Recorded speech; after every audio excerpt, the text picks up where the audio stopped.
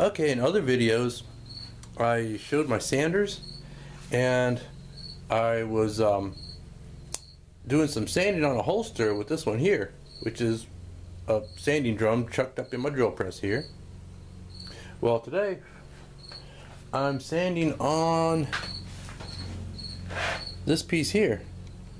So today, instead of that, I'm going to be using my my belt sander. It's nice and flat here, so I can sand that flat, and then I can actually still take and curve the edges a bit. I've already done some sanding on it, but I can see that it just needs just a little bit more work, so let's take care of that.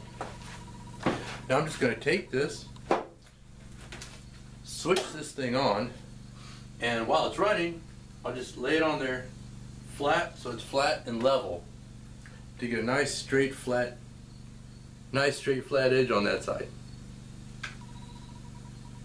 Can you see that all right? Yeah. Okay, I'm going to turn it on. It's kind of noisy, so.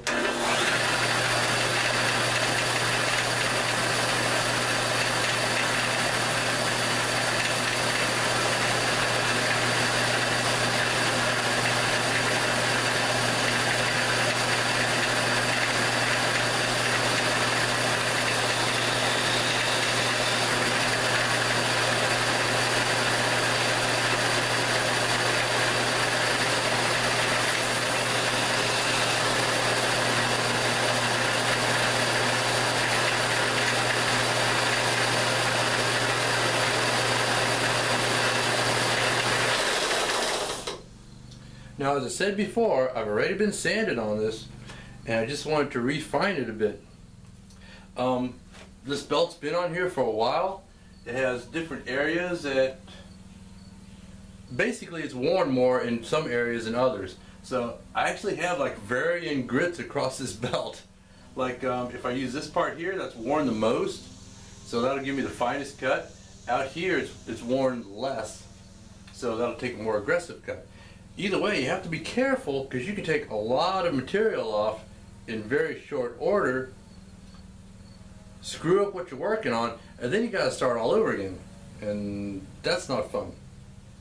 But right now, as it sits, this is ready for the next step, and that's going to be to put that stitch groove in, punch the stitch holes, bevel the edges, dye it, burnish it, gum trag, top coat, burnish some more, buff it out, and then that'll be ready to go. Sometimes it seems like the most time-consuming parts of making something like this is waiting for stuff to dry. Now that we got that edge all sanded and nice and square and stuff, we're going to go ahead and put a stitch groove in it. There's a lot of formulas and a lot of ways that people say you're supposed to do this, that you're supposed to match it with the thickness of the leather and different kinds of stuff. Basically, I just do what looks right.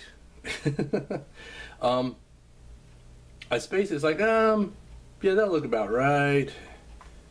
That puts it in a good position on my welt, so I'll go ahead and put my stitch groove there. Not because somebody has a specific formula that I'm supposed to use. So let's go ahead and cut that stitch groove.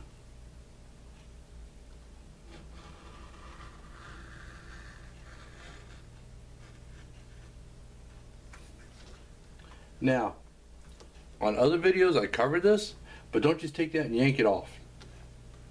To cut that off and keep it nice and clean, hold the little piece that you cut off and pull your stitch groover up and back, and it'll snap it, it'll cut it off.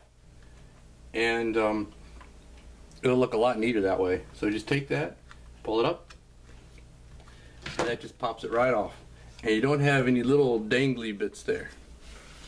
Next step is going to be to go ahead and punch those stitch holes, and basically, excuse me, while I block the camera, I'm mostly going to use this one. Now I space my end like that, and on the other end, where am I? Keep them even, like that. Now it's important to keep them even on something like this, because if you're lopsided, it'll really show. Space out your stitches. Now I'm going to start at this end, so I'm going to start spacing from this end.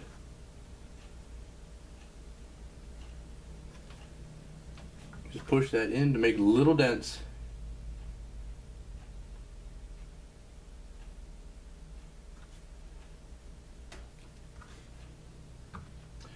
I'm getting kind of distracted because it's a beautiful sunny day here today. My wife is off for the rest of the day. I was just out in our garage and it is nice and warm outside and sunny and blue skies. So I'm going to get this as far as dyeing the leather, and then my wife and I are going to grab our bikes and we're going to head on out and ride the local trail. Make a day of it, you know. And why not? It's beautiful out. Actually, I was going to keep using this one. Position it there. And let's see how that does. Okay, that's off just a little bit, but I can squeeze them in over the length of this run and get those all nicely evened out. Now, when I'm going to do that, so I'm going to start at that first little dent I made on this end. Make sure I got it straight. Make sure I got it in the dent. There we go. And just go ahead and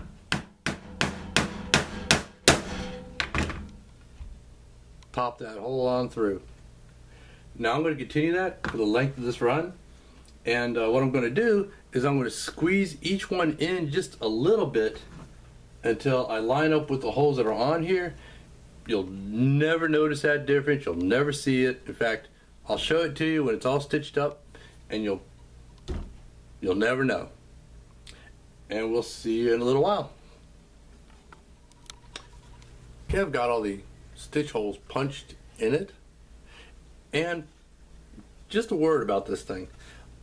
I put a welt in it, but a welt really isn't necessary in something like this.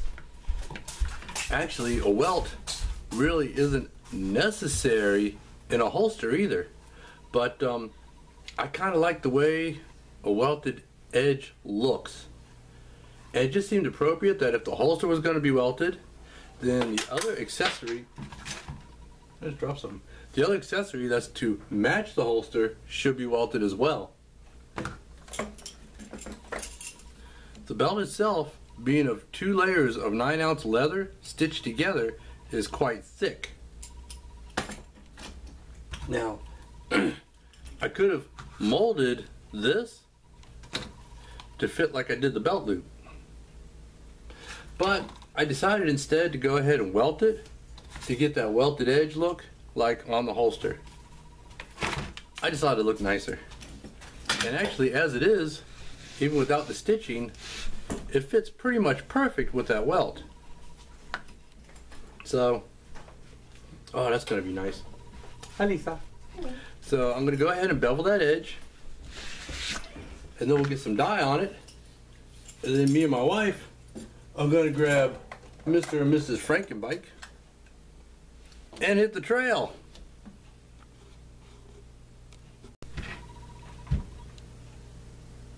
Got my edge beveler ready, and it's all stropped. Got the back side of it polished. Keep your edge beveler sharp, because you don't want to have to fight it. You want to make sure that you get a nice clean cut through the leather. I see some people, they're grunting and snorting and basically fighting their beveler. It should just melt right through the ledges. Just like that.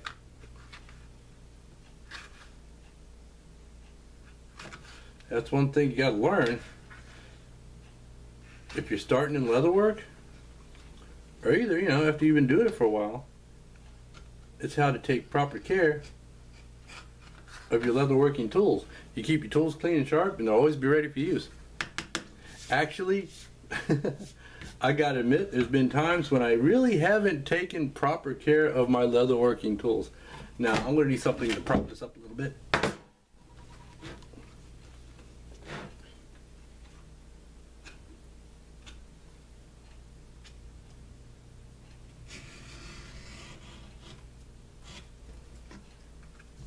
That's it, your beveler should just breeze right through it, just like that.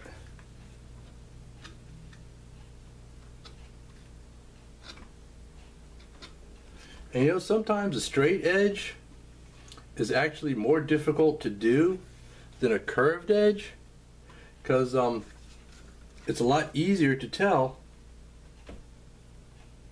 when you're looking at it what's not straight.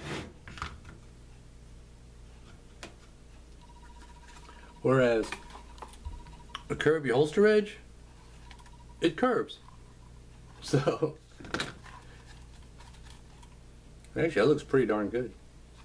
Okay, now I've got the groove in there, I got the holes punched, I got the edges beveled after I sanded it. Now it's time to get some dye on this. Oh, wait a minute, I got a spot right there I'm not too happy with.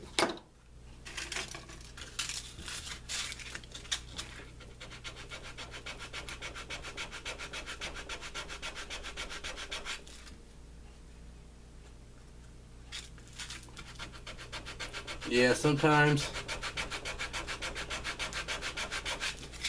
keep sandpaper handy because you never know.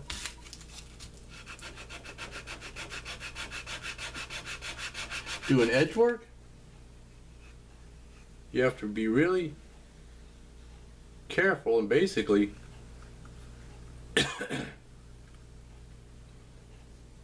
oh, what's that called?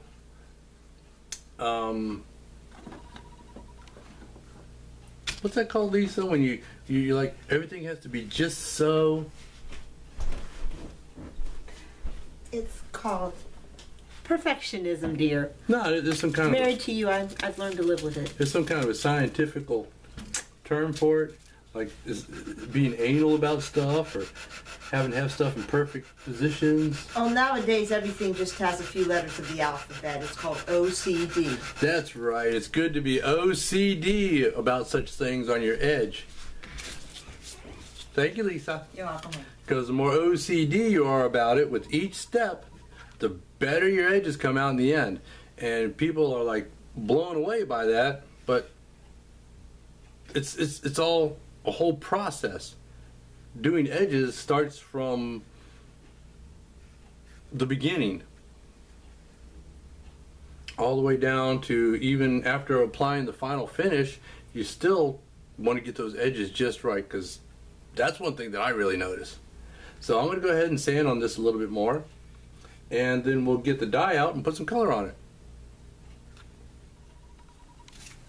Okay, I've got that edge to where I'm happy with it. All the excess dust and stuff off of it. And I don't know if you can see this, but between the layers it's already dyed. I do that in order to ensure that when this is all done and it's dyed, that no bare leather shows through. It's just one of those little details. Now, to dye this, I'm going to use a dauber and a brush. This is a bigger brush because it doesn't matter if I get dye outside the line, because it's black. What's it going to do? Make the black blacker? But if it was brown or any other kind of different color, I'll use this little fine chisel point brush and get it right down in the line. Because if you use a different color, like any kind of brown, saddle tan, chestnut, or like I've got some holsters that I've dyed blue. If you get it outside that, what it'll do is it'll darken the area that you put the extra dye on. And that may not be particularly noticeable to others, but I noticed it. So we're going to go ahead and put some dye on this.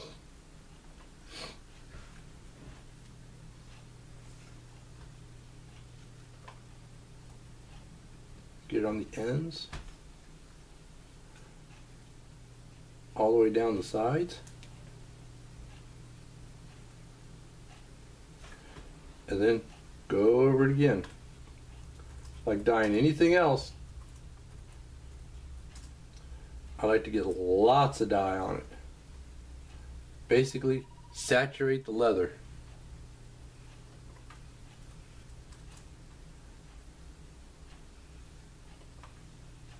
Okay, now it's starting to look like the leather's taking all the dye that it can,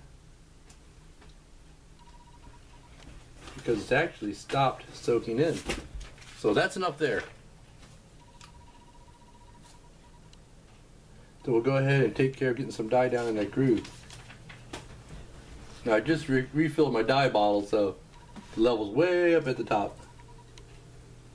I buy this dye in quarts, and I transfer it over to these little jars.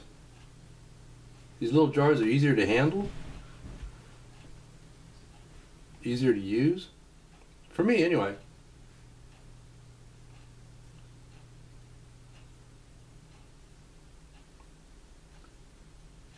Some people dip dye. They'll take the dye and they'll pour it into a bucket or a bowl or something, and then they'll just dip the whole piece into that and saturate the leather that way, and that's fine.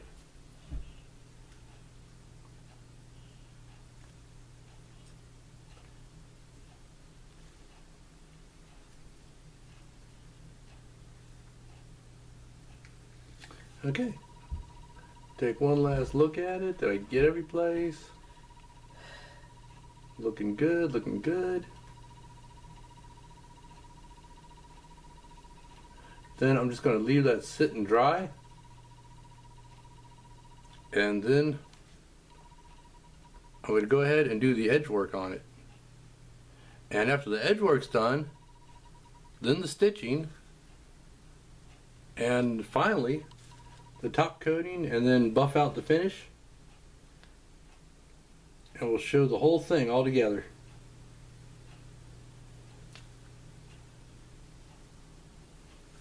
Now I don't find it really necessary to like use a toothpick and stick it down in the holes.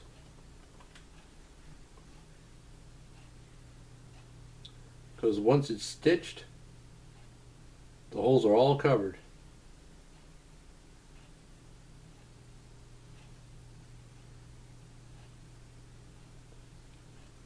Just make sure to get that groove and anything else that might show when the stitching is done. So that's it for that, and we'll see you later. Okay, it's time to do some stitching. The gum trag's dried. I got my edge taken care of, and of course I'm going to burnish it some more after I get stitching done.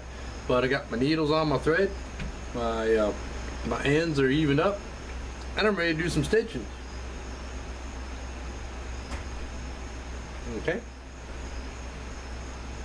Okay. And away we go. Now I am going to cast this one over, mainly because all the stitching on the holster is casted over, that has been casted over, and on the belt. So might as well do this one too. Well, definitely going to do this one because it is all supposed to match. Okay, there's my first stitch. Give it a snug, and then move on down the line. Moving on down to the side. To the T-Rex apartment in the sky. So I'm going to keep doing this, and we'll come back when it's time to end the stitch. I've got it stitched down to the end, and now it's time to do my back stitch. So looking at the orientation of the stitch in the hole, I see that this one wants to go on this side. So I just push that on through. Give it a tug with my smooth jaw needle nose pliers. And pull that one on through.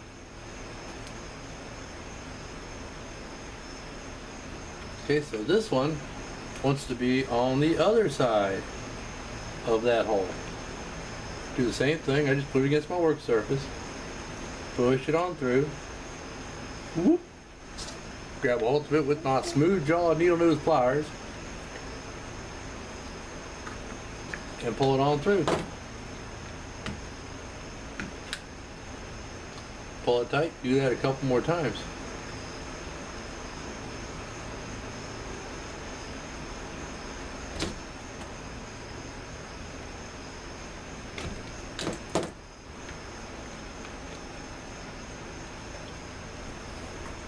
And like when you're stitching it, just make sure you orientate the needle and the thread the same way every time,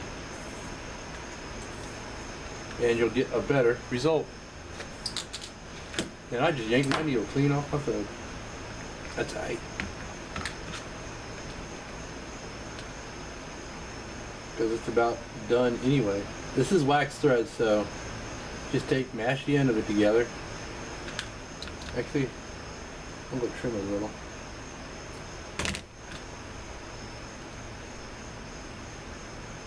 And put it on through. And for this, you don't really need to lock your needle on because, well, you're about done anyway.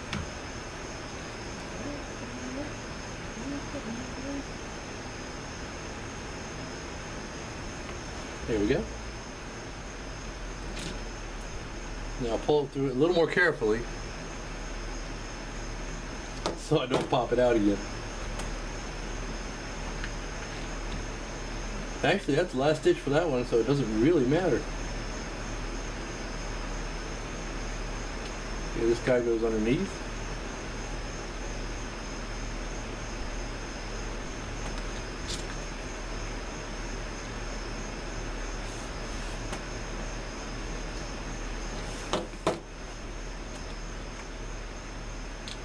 And then one time back through. One more time.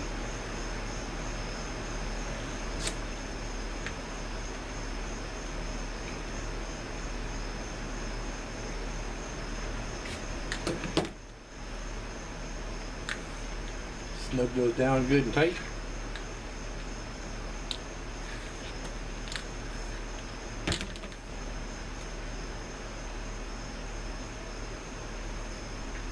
Cut them off so it leaves about, I don't know if you can see this, it's dark out. Leaves about that much thread out of the end. It's dark outside. Usually I have sunshine coming through my big picture window.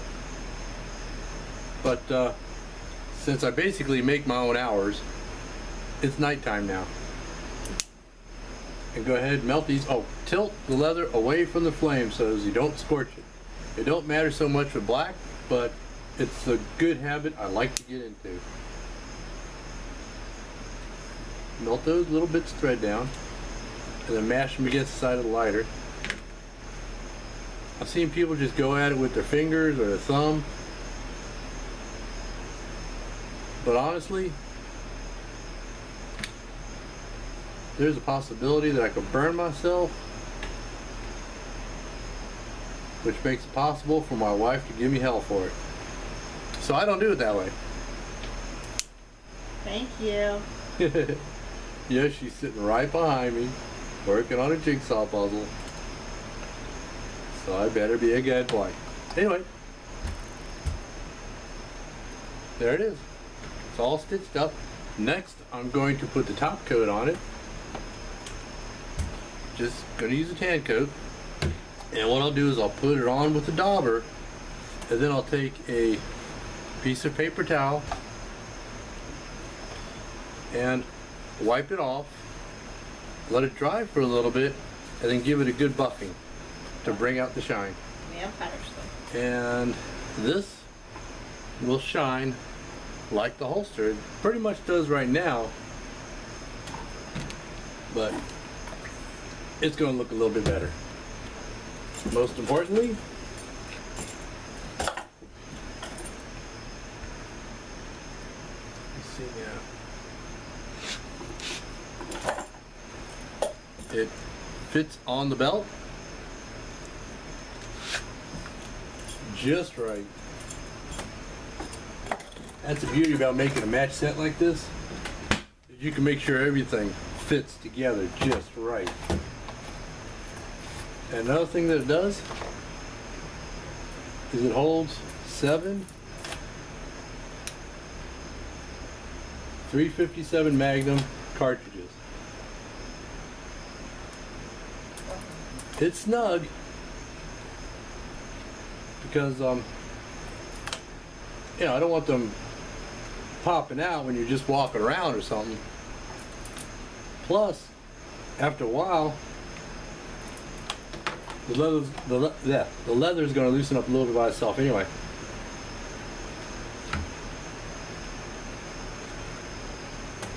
And there you go.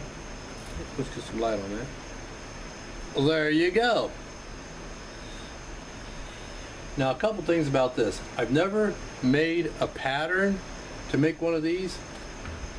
I find it pretty easy just to do as you go along, because what I do is I take the 5-ounce strip and I punch some stitch holes in it and do a temporary stitch here. Give myself a fired brass, an empty brass, roll it over that, and then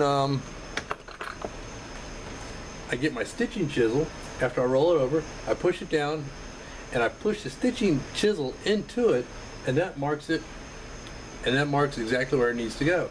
I punch holes in that and make sure that the line is straight.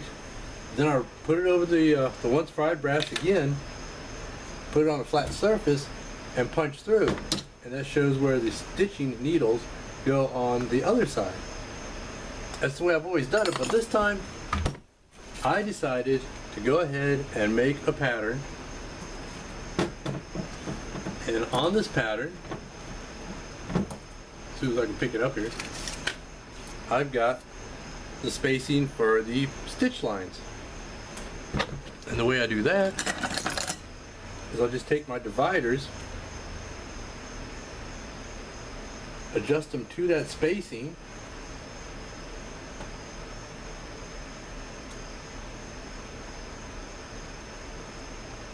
then take it to the piece of leather and just walk it across, pushing in and putting a little dimple where each stitch line is to go. The same thing on this piece. I'll adjust it. Oh, look at there. That's pretty close. I'll adjust it to that width on the body of the belt slide and just walk it along. Because once I get the first stitch in, or the first couple of stitches in, the spacing is going to be the same for the whole rest of them. But anyway, I'm going to go ahead and get to work with the tan coat, get that on tonight, and after a couple of days, probably be able to ship this thing out first thing on Monday. We'll be able to, well, ship it out. Well, after I get some pictures. Check this out. I got this. And this. Oh, I'll be right back.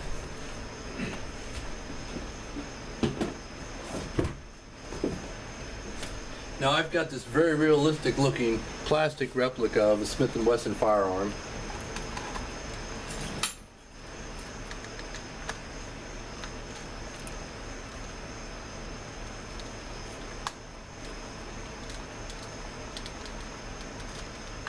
There we go.